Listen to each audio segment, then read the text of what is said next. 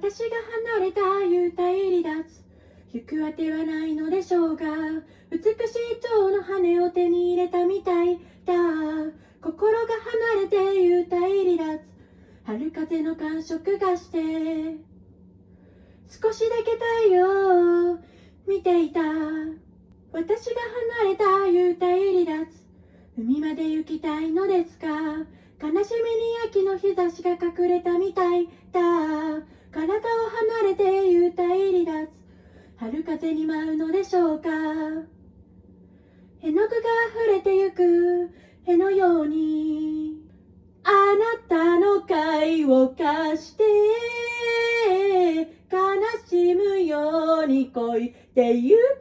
だけの私の怒りを知って、波を止まないで